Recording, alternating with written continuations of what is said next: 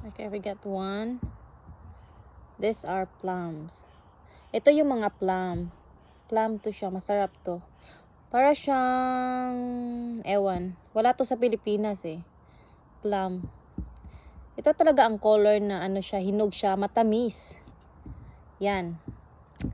Sarap yan. Inaano ko.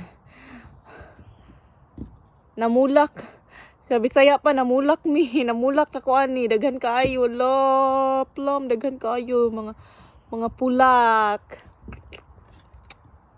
Muhinog pa ba ka ni, no? Labi kay ni siya sa nga tanan. Delicious. So good.